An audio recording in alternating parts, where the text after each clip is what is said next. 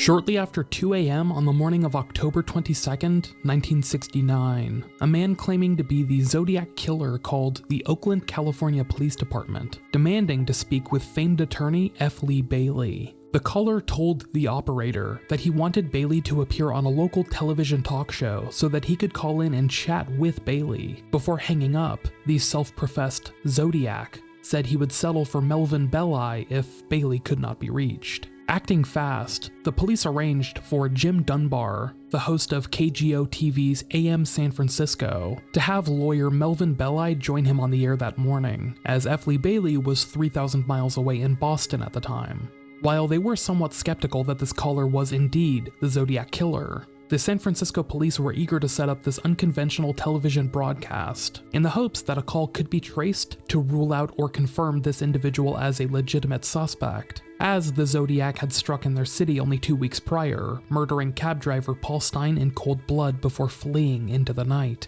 Shortly after 7 a.m., the man claiming to be Zodiac called in and asked to be called Sam. Talk to us. Just tell us what's going on inside you right now, Sam. Please. I have headache. All right. How long have you had those headaches, Sam?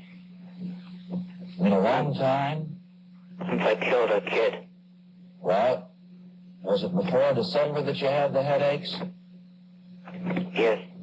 Were you in service that you might have had an injury in service? Did you ever fall out of a tree or downstairs? Were you ever unconscious?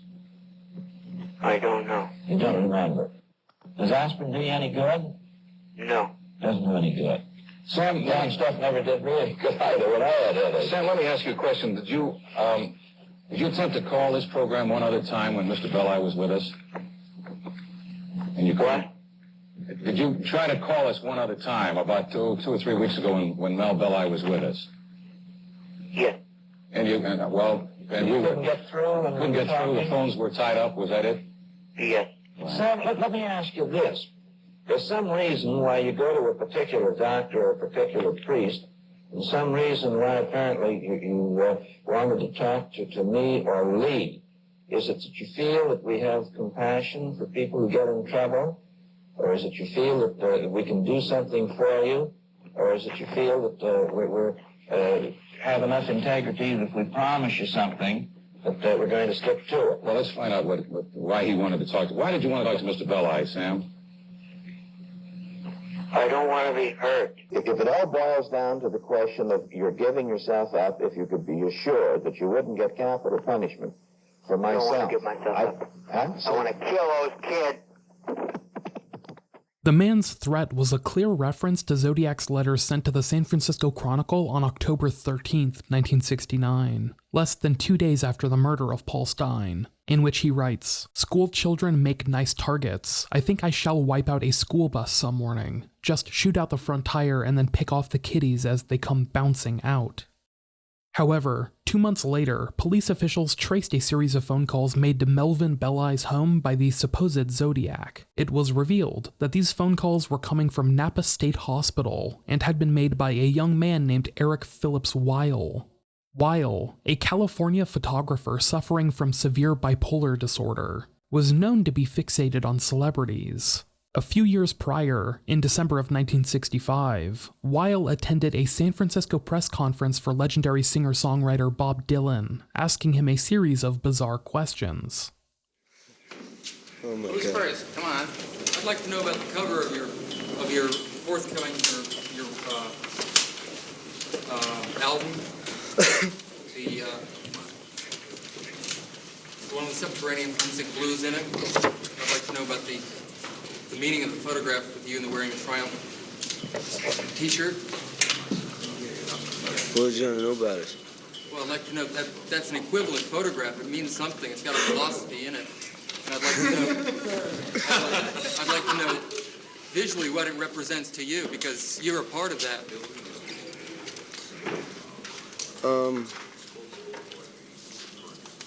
I haven't really looked at it that much. I've thought about it a great deal. It was just taken one day when I was sitting on the steps, you know. I don't really remember very too much about it. Well, what about the motorcycle as an image in your songwriting? You seem to like that. Oh, we all like motorcycles to some degree. I do. Weil had also photographed the Beatles' final live performance before a paying audience, their famous August 1966 concert at Candlestick Park, and was now apparently obsessed with the Zodiac Killer, along with the lawyer to the stars, attorney Melvin Belli, who was working with the Rolling Stones at the time. Luckily, neither Eric Weil nor the Zodiac ever made good on their shared threat to murder school children. The Zodiac vanished into quiet oblivion sometime in the mid-1970s, and Weil committed suicide in 2006. A death record for Weil notes that he was the son of a man named Sam Weil. You'll recall Sam as being the name Eric asked to be called while masquerading as the Zodiac on Jim Dunbar's television show. And while the Zodiac Killer case is still unresolved, at least this small, bizarre chapter eventually reached a tangible conclusion. But what if that wasn't the case? Imagine you're driving to work one morning, or you're at home making breakfast, and you turn on the radio for some background noise. Suddenly, you hear a man call in and calmly explain to the host over the course of several minutes that he is an unapprehended serial killer. Except this time, no police trace reveals the caller to be a hoaxer in a mental institution. In fact, you never hear about this incident again until nearly a quarter-century later, when the internet digs up an old recording of the broadcast.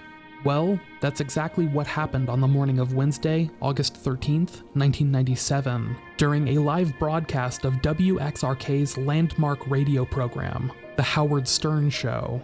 This is the story of Clay the Serial Killer.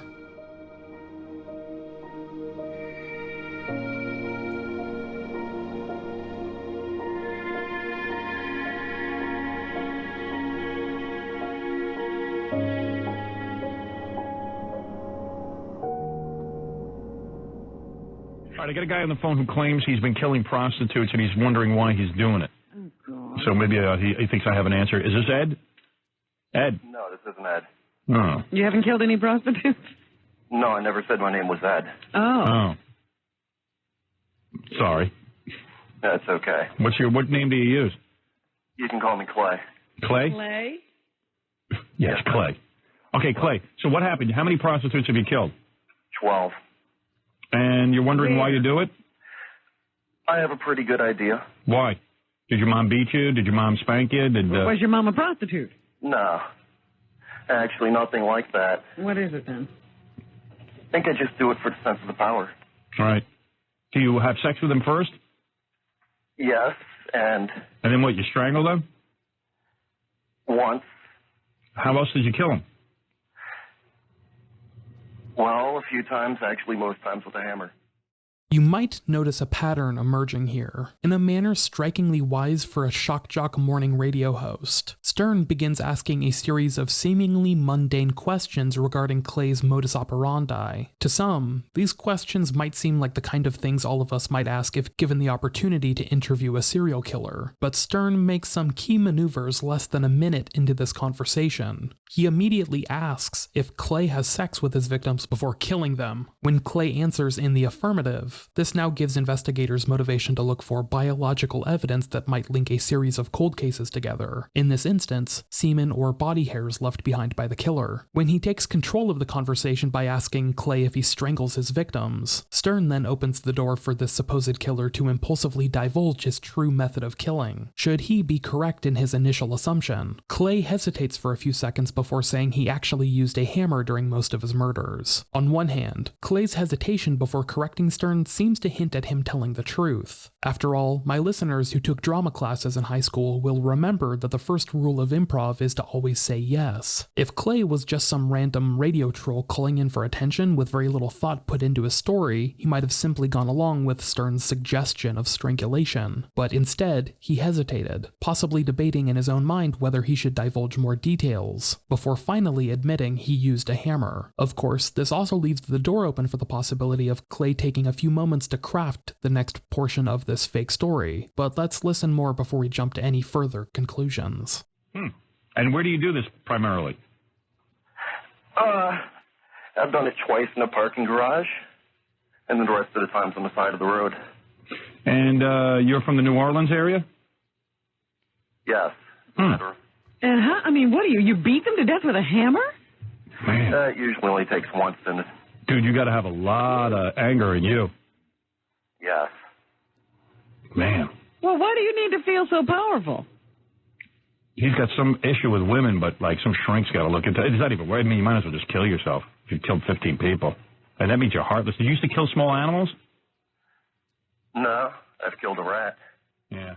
Here we see Stern seemingly referencing the Mcdonald Triad, named after psychiatrist J.M. Mcdonald, who proposed in a 1963 American Journal of Psychiatry article that future serial violence and even murder can often be predicted in children who simultaneously engage in chronic bedwetting, compulsive arson, and cruelty towards animals. The Mcdonald Triad has been criticized in recent years as an urban legend, as the three key factors cited in Mcdonald's theory are often more linked to childhood abuse and neglect rather than some serial killer crystal ball. But nonetheless, by the time of this late 90s radio broadcast, the Triad had become cemented as a key element of serial killer culture.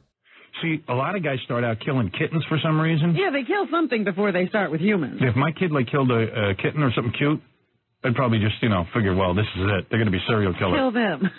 Dude, you're a serial killer. Yeah. Yeah. Wow.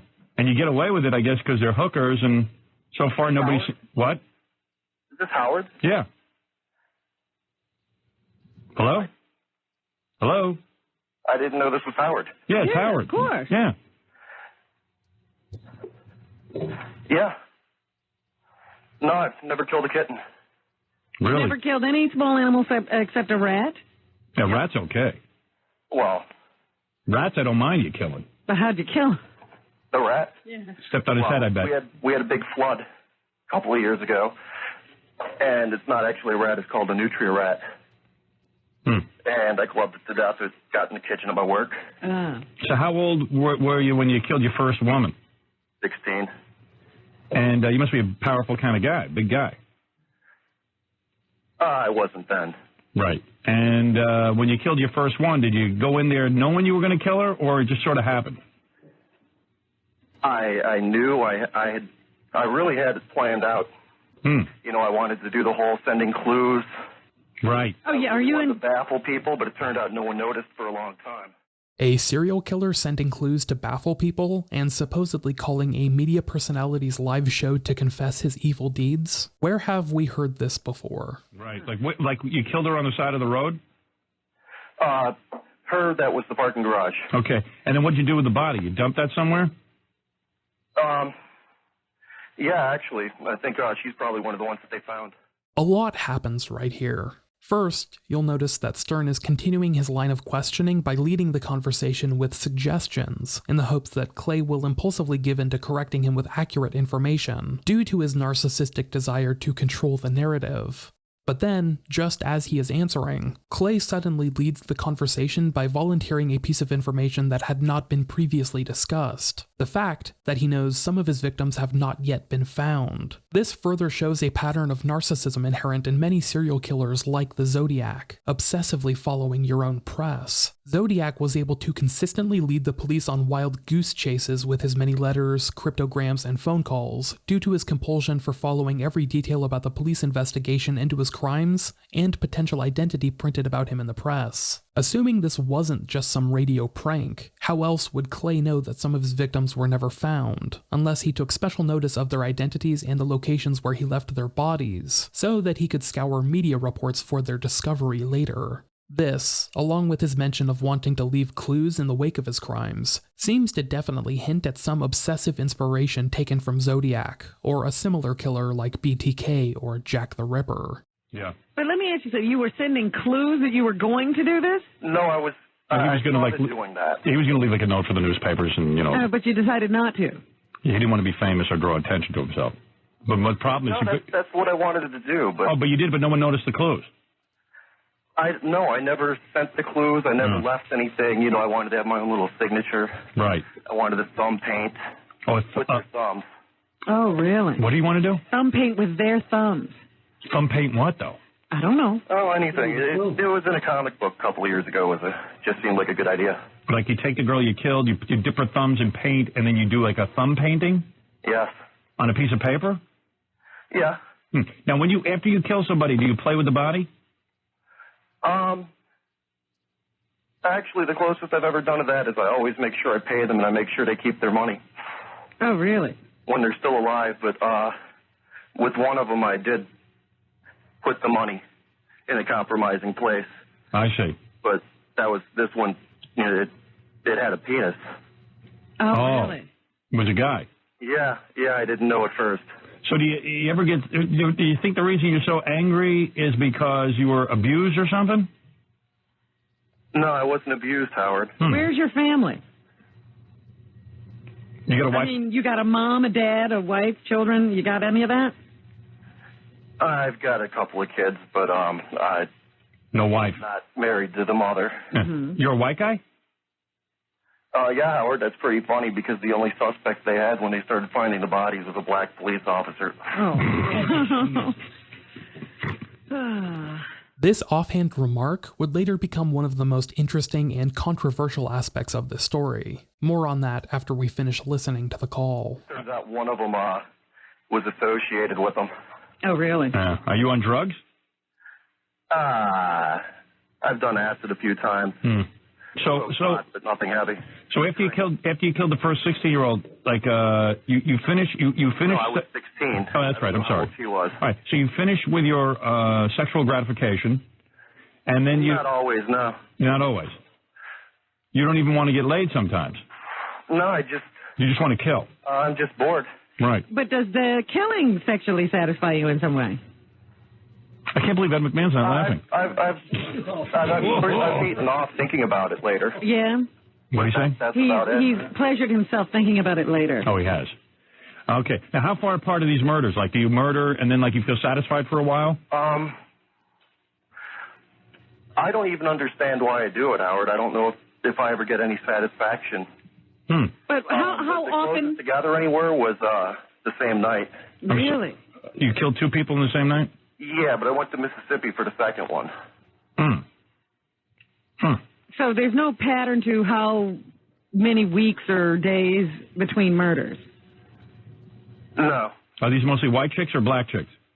A fair number of them have been black. The transvestite was black. You think there's some racial motivation here? No, Howard. They were just, let's just say, a Jimmy Swaggart town. Here, Clay makes reference to Jimmy Swaggart, the famous Pentecostal televangelist. At the time, Swaggart's ministries were located in Baton Rouge, Louisiana, a city whose population is still today over 50% black. Could Baton Rouge be the Jimmy Swaggart town mentioned by Clay? Jimmy Swaggart town. Don't know what that means. Me neither, but... That's pretty much the area around here where the prostitutes all hang out. I see.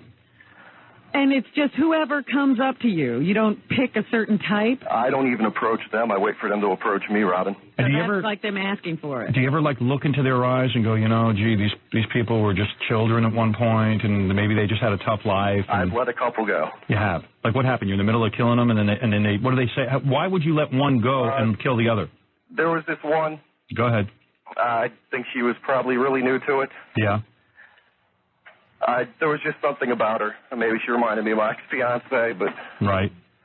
You somehow relate... More of an innocent quality. You somehow felt bad for her. Yeah.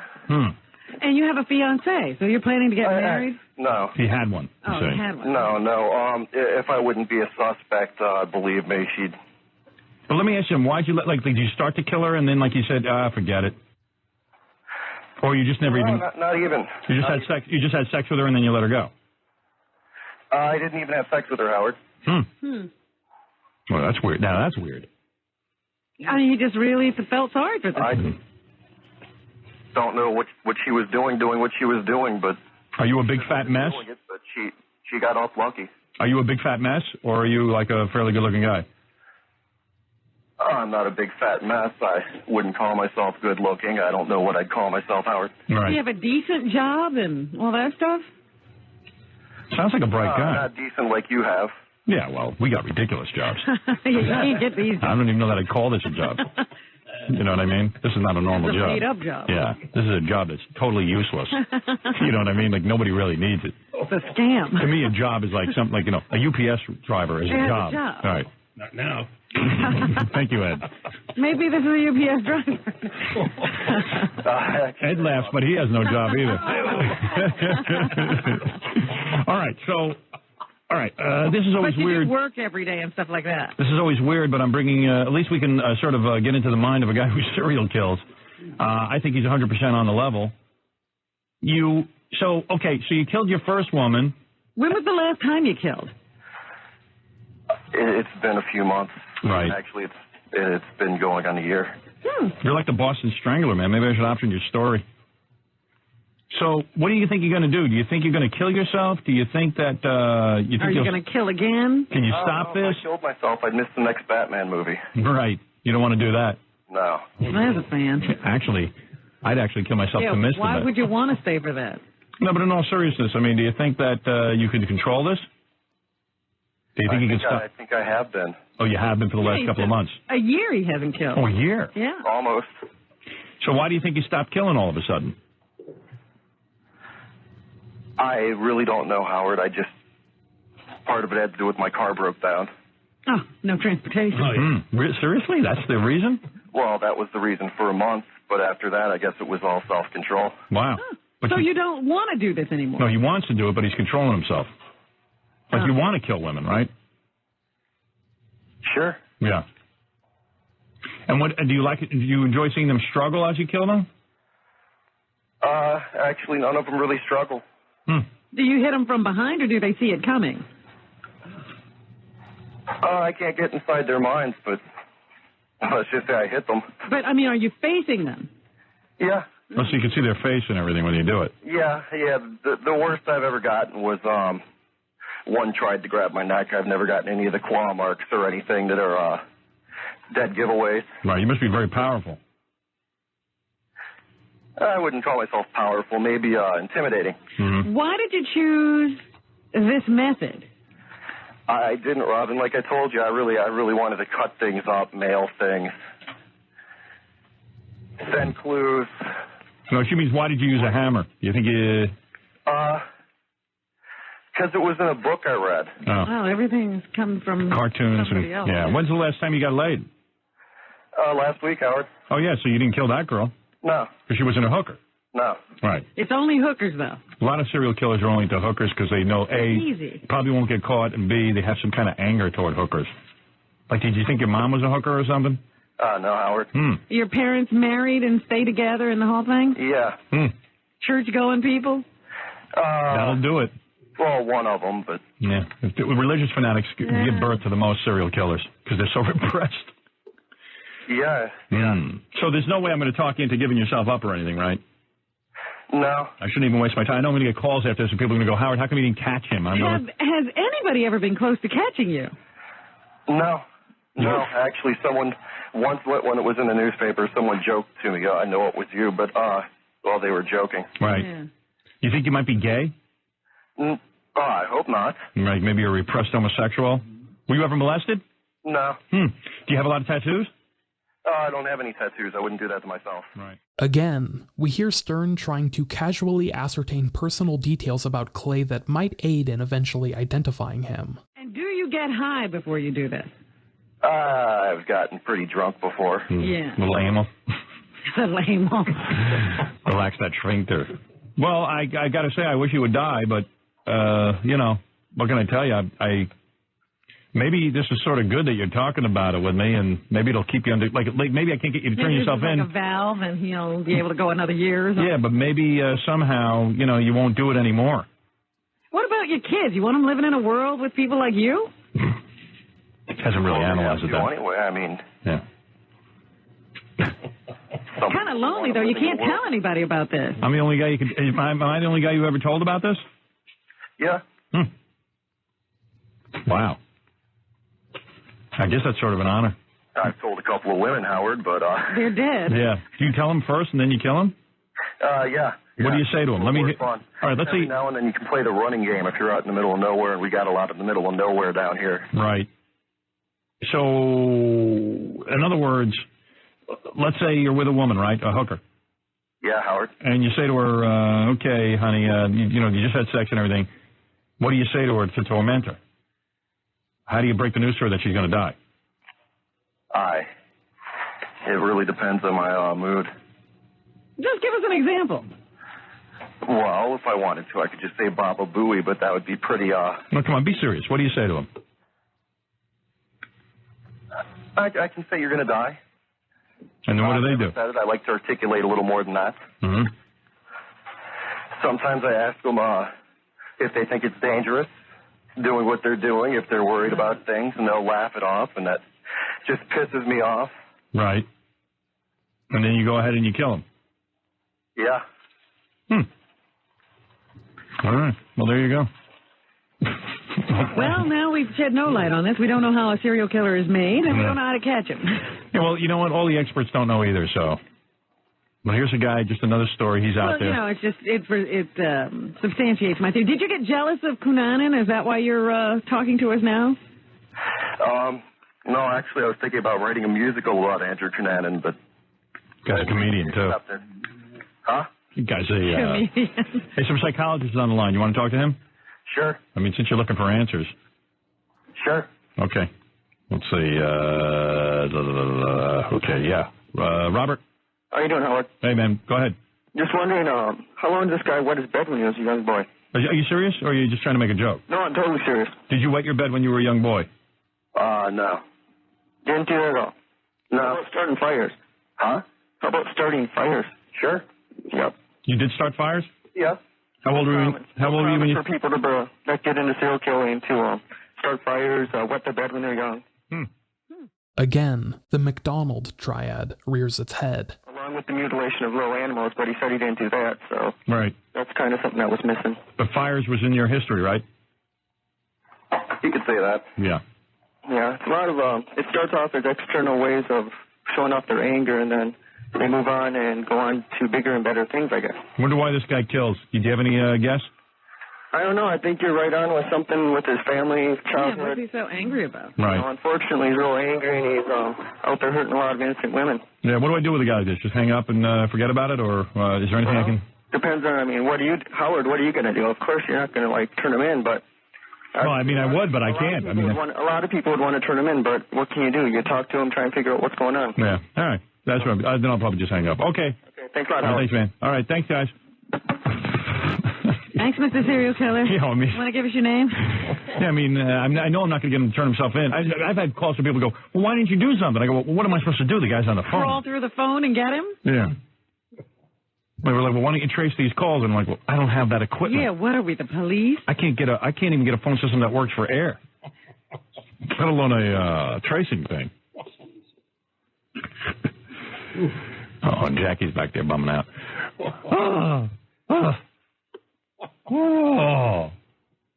First I wasn't buying it, but now I think I'd buy it. Nah, I buy it. I bought that guy. Sort of offhand attitude that you have to be a serial killer. Nah, I buy it.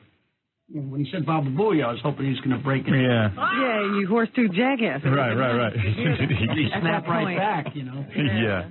No, I think he was the real deal. To tell you the truth. Okay, Tom, you're on the air. Once the call ended, the saga of Clay the Serial Killer faded into relative obscurity. According to some online reports, the FBI paid Stern a visit at his studio the following day to obtain copies of the recorded call, and Stern never publicly mentioned the incident again. The call remained virtually absent from public discourse, and even the internet, until 2019, when fans of Stern began posting about the segment on Reddit, reigniting interest in the incident. The Howard Stern Best of Show, Sternthology, had recently re-aired the segment for the first time during the modern internet era, inspiring the Reddit post. True crime aficionados quickly picked up on the similarities between Clay's story and an unsolved cluster of homicides that had made headlines and hit TV screens all around America nearly 3 decades prior. That's after the break.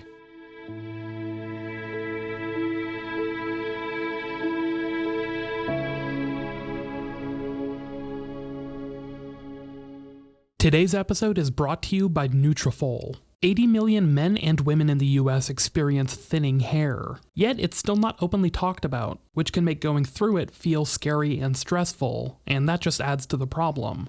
This is where Nutrafol comes in. Nutrafol is formulated with potent botanicals to help you grow hair as strong as you are. and it's physician formulated to be 100% drug-free. On top of thicker, stronger hair without lasers or chemicals, Nutrafol's ingredients may also help you get a handle on better sleep, stress response, skin, nails, and libido. Don't wait to start addressing the early stages of thinning hair. Nutrafol is clinically shown to improve hair growth and thickness in 3 to 6 months, and is formulated specifically for the needs of your age and biology. You can grow thicker, healthier hair and support this show by going to Nutrafol.com and using the promo code Unresolved to save $15 off of your first month subscription. This is their best offer available, and it is only available to US customers for a limited time. In addition, you'll get free shipping on your order, plus $15 off at Nutrafol.com. That's Nutrafol.com. And don't forget to use the promo code Unresolved to get hair as strong as you are. Tonight on Unsolved Mysteries, in New Orleans, a brutal serial killer has apparently taken the lives of several young women. Police need your help before he strikes again. Join me. Perhaps you may be able to help solve a mystery. New Orleans, home of the Mardi Gras. The city's heartbeat is its raucous French Quarter, where great music, street celebrations, and Cajun cooking sometimes overshadow a more unsavory side of the city. August 4th, 1991, across the Mississippi River from the French Quarter, a lone recycler gleaned what he could along a narrow, deserted city road, often used illegally as a dump site. He had no idea he was about to launch one of the city's most complex murder investigations. The body was identified as 17-year-old Danielle Britton, who lived nearby with her mother. She had been strangled and possibly raped approximately 12 hours earlier. At first glance, the murder of Danielle Britton seemed an isolated incident, but the reality was far more sinister. Danielle Britton may have been the victim of a serial killer who preys on women he believes are prostitutes. Police are usually left to gather clues only from the silent testimony of gruesome crime scenes. But the New Orleans case would be different. Just 10 minutes into the investigation of Danielle Britton's murder, Detective Elizabeth Wigginton had her first inkling that she was dealing with a serial killer. A man approached me regarding an attack of a woman which had occurred approximately 2 weeks earlier. At this time, I realized that there was a possibility that this attack and the murder of Danielle Britton could be connected somehow, with one striking difference, that this victim survived her attack. It's more scary than anything because I did realize that he assumed that I was dead in order to leave me there. The surviving victim, whom we will call Brenda, had her voice permanently damaged in a strangulation attempt. Police believe she was attacked by the same man who killed Danielle Britton. When interviewed by Detective Wigginton, Brenda was able to recall the trauma in minute detail. I was at my house and I decided that I wanted to go and visit a friend of mine. So I walked up Merrill Street and I noticed that a car was following me. So the man in the car got side by side with me as I was walking and asked me where I was going. And I kept on walking and he kept on insisting that he could give me a ride to wherever I was going. And the car stopped, and before I knew it, the man grabbed me and put me into the car. Despite Brenda's protests, the man drove about a half a mile past her friend's house to the same deserted city road where Danielle Britton's body would be found 2 weeks later. He got on top of me and began to choke me. He looked at me, and I looked at him, and I realized this man was trying to kill me. So I tried to fight him off, but I really couldn't. I didn't have any strength. The killer strangled Brenda with his bare hands, stripped off her clothes, and dumped her by the side of the road. 6 hours later, shortly after dawn, Brenda awoke to find herself covered with garbage and discarded tires. Finding Brenda had certainly been a lucky break in this case. We had now a live victim who could identify an attacker who could be responsible for the murder of Danielle Britton. I knew this guy was out there stalking his victims.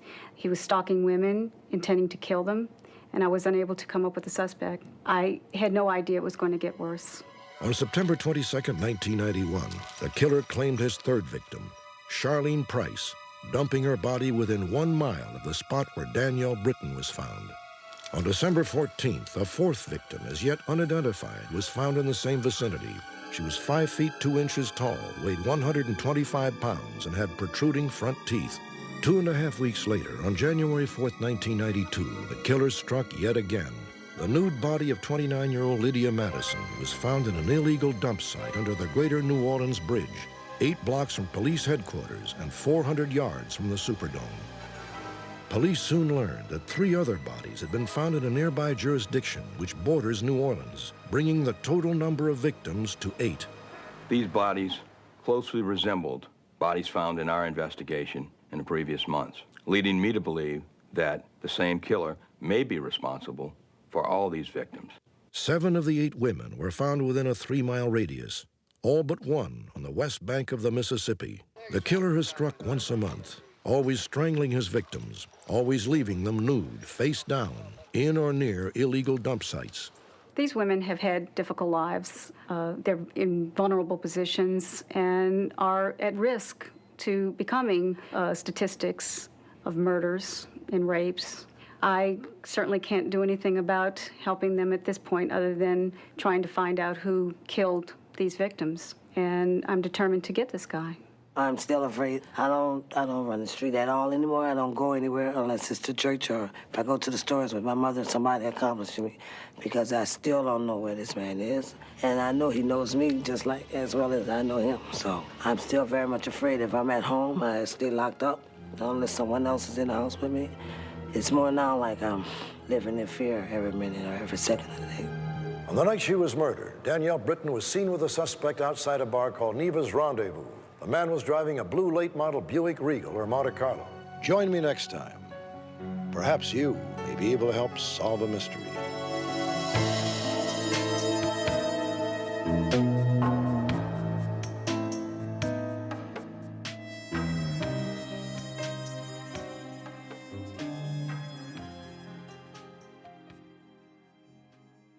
On October 21st, 1992, Unsolved Mysteries aired a profile of the unidentified New Orleans serial murders, while the killer, or killers, were still active. While this propelled the case to a national audience, the case remained unsolved. Users on the Web Sleuths message board began compiling data on these killings in November of 2016, which Howard Stern fans took notice of 3 years later. The similarities between the New Orleans murders of the early 1990s and the phone call with the supposed Clay were listed as follows. The victims were mostly African American. One victim, Dolores Mack, was transgender, and another, George Williams, was a crossdresser. As we heard, Clay made reference to killing a quote-unquote black transvestite during his call. The majority of known victims were sex workers. The known victims were killed between 1991 and 1995, with a gap lasting almost exactly 1 year in between February 1993 and February 1994. Clay told Stern that he took a break for a year. During the call, Clay claimed that he was white and that the only suspect at the time was a black cop who was romantically involved with one of the victims. This clue became one of the most significant in this entire saga.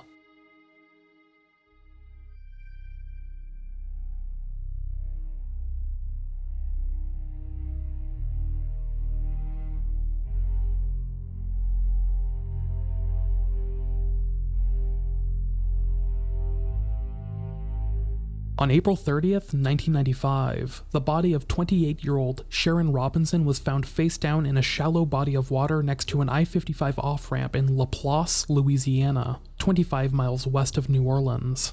Her cause of death was later determined to be homicidal drowning. Robinson was almost immediately identified due to her body being found still wearing Sharon's Harrah's Hotel and Casino uniform, complete with her identification badge. Another item found on Sharon's body, her shoes, led to another shocking revelation. The treads on her shoes definitively matched a shoe print found next to a dead body that had been discovered only 3 hours earlier and only a mile away, and the victim had been Sharon's best friend. 30-year-old Karen Ivester had been strangled and her nude body was left in a swamp under I-55. Unlike Sharon, Karen supported herself through sex work. Next to the print matching Sharon's shoe was a spit-out wad of chewing tobacco. Sharon's boyfriend, 33-year-old Victor Gant, was a known user of chewing tobacco. Gant was a 15-year veteran of the New Orleans Police Department, and also the last person seen with Sharon Robinson before she went missing in the early hours of April 30th. Gant also had a violent history of abusing Sharon, sometimes beating her so bad that she required hospitalization.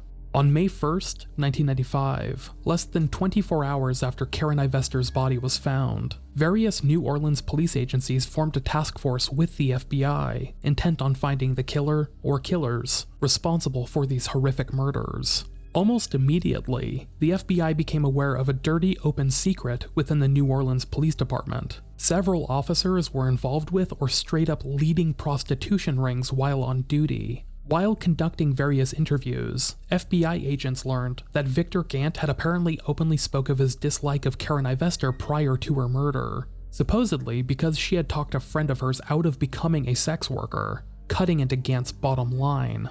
FBI agent John Fleming told the press in November of 1995, "A common thread in the victims was their membership of prostitution rings that seems to have been connected with a group of NOPD officers. Victor Gant has been associated with that group."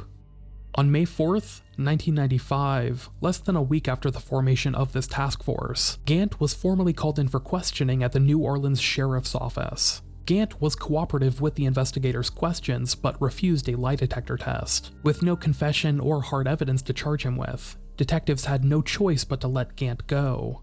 After attempting to corroborate Gant's alibis provided during questioning, the investigators found that Gant had lied in nearly every answer given to them during that session. In another blow to Gant's credibility, the serial murders of sex workers in the Treme and Algiers region came to an abrupt stop in the wake of his questioning by police. A few more bodies were found, but these victims were all determined to have been killed years prior to their discovery. 1 month later, in June of 1995, investigators obtained a warrant asking for hair and saliva samples from Victor Gant. Gant complied, and the samples were sent to a police lab for testing against the wad of chewing tobacco found near Karen Ivestor's body. It took nearly 4 months for the results to come back, and when they did, detectives were disappointed to learn that the results were inconclusive. The case against Victor Gant was now at a virtual standstill.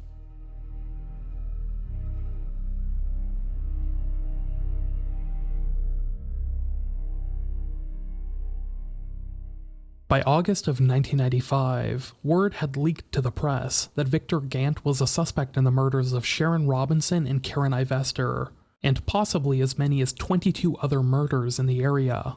Internal investigations were launched, and Gant was taken off of his patrol beat and placed on desk duty. 1 year later, on August 26, 1996, Gant was fired from the police force as a result of the 4 internal investigations opened up against him, with his beating of Sharon Robinson in the months before her murder being a major contributing cause. After his disciplinary hearing, Gant complained to the press, saying, "A lot of other people who have been charged with worse than that are still on the job."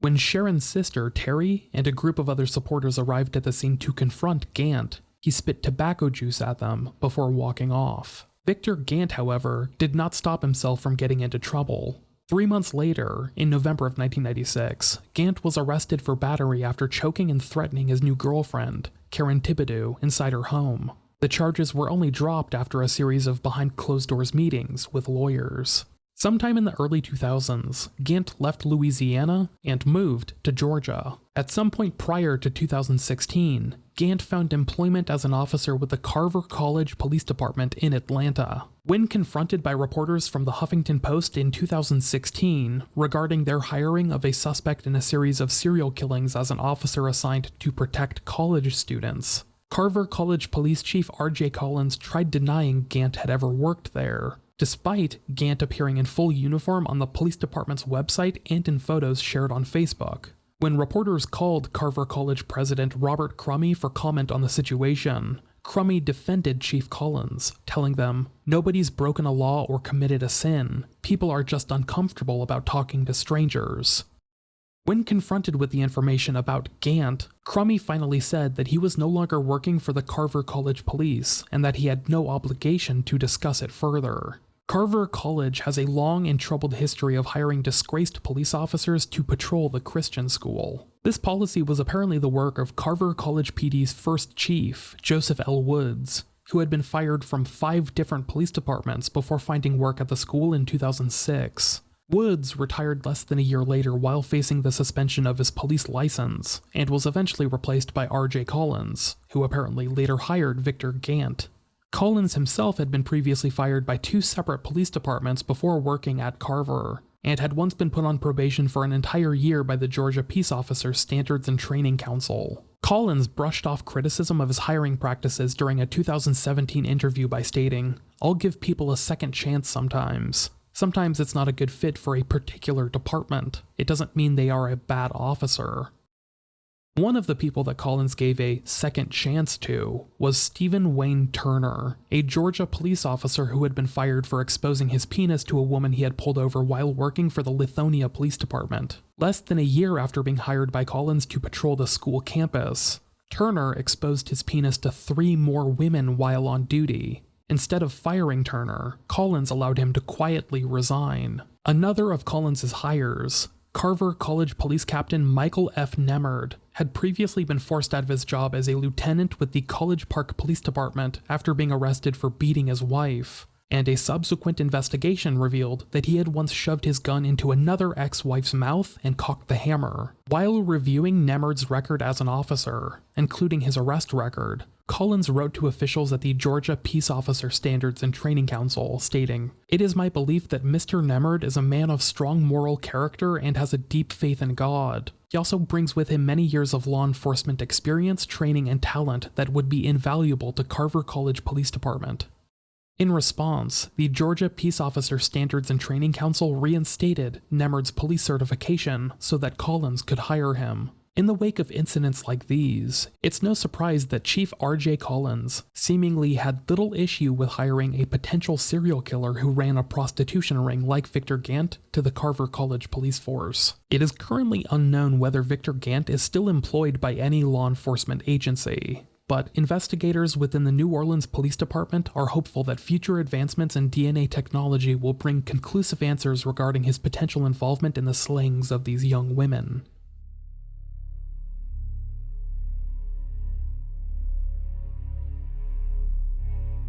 Some modern articles about Clay the serial killer claim that his comment about a black police officer being the main suspect is what piqued the interest of the FBI, as this information was supposedly not released to the public. But this isn't the case.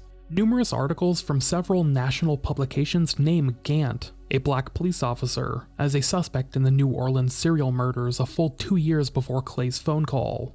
And television news segments chronicling Gant's activities were aired on CBS and ABC in late 1995. Of course, this does not immediately eliminate Clay as a legitimate suspect, but it does prove that he could have learned about Gant being under suspicion merely from picking up a newspaper or watching TV. Most present-day articles about Clay insist that the caller was actually convicted killer Russell Elwood, who was arrested in March of 1998 for the murder of Cheryl Lewis, whose nude body was found in February of 1993 floating face down in a Hahnville swamp, about 25 miles away from where the bodies of Sharon Robinson and Karen Ivester were later found. Elwood, a cab driver originally from Ohio, had been seen with Lewis several times prior to her death, and had aroused the suspicion of local police when he was found wandering in a state of undress near the crime scene about a year after Lewis's body was found. When questioned by investigators, Elwood claimed that he was changing the oil on his taxi and had chosen the remote location to dump the used oil without being seen. Despite the fact that no oil-changing supplies were found in his vehicle, the police let Elwood go, but not without keeping an eye on him. In time, Elwood also became a suspect in the killing of Dolores Mack, a transgender woman whose body was found a day after Lewis's and in the same swamp. Elwood, however, was eventually cleared in Mack's murder after his attorneys proved he had been in Ohio at the time of her death. Elwood's attorneys also attempted to convince the jury that he had been in Ohio when Lewis was killed, and that a receipt proving so had been deliberately destroyed by Lieutenant Sue Rushing, the former leader of the New Orleans Task Force. While these accusations had some merit, the FBI had actually ended their involvement with the task force so that they could investigate Rushing's misconduct. The jury was unconvinced, and in August of 1999, Elwood was sentenced to life in prison for the murder of Cheryl Lewis. All things considered, these facts make Russell Elwood a compelling suspect for Clay the serial killer, and it's easy to see why so many articles name him as such. However, the truth of the matter is more complicated. On August 4th, 1997, Elwood was arrested and jailed on drug charges, with his prison sentence lasting nearly 3 months. If you'll recall from earlier in this episode, Clay the serial killer called into Stern's show on August 13th, 1997, over 1 week after Elwood was jailed. While prisoners in the US do retain some telephone privileges, it is highly unlikely that Elwood would have been able to call the Howard Stern show from prison and remain on the line for so long. Other true crime sleuths who have heard recordings of Elwood's voice insist there are no sonic similarities between him and Clay. Another complication is this. Baton Rouge, the possible Jimmy Swaggart town referenced by Clay, is over 80 miles away from New Orleans, where nearly all of the bodies were found. Clay never explicitly mentions Baton Rouge, but this is an issue worth questioning. The single biggest issue, however, is this. Clay's self-professed favorite mode of murder was bludgeoning his victims to death with a hammer. None of the dozens of New Orleans sex workers in question were killed in this manner. Most were forcibly drowned or strangled. Russell Elwood's preferred MO was drugging his victims to the point of overdose and then dumping them in shallow bodies of water to drown. Even if Clay the serial killer was not in fact Russell Elwood, there is still a strong possibility that this caller was telling the truth. Jefferson Parish Sheriff Harry Lee told the press in 1998 that the New Orleans task force never considered these serial killings to be the work of one man. 3 other sheriffs from the now disbanded task force told the same reporter that at least 4 other suspects were on their radar. Could this mysterious Clay have been one of them? For now, the answer to this question remains unresolved.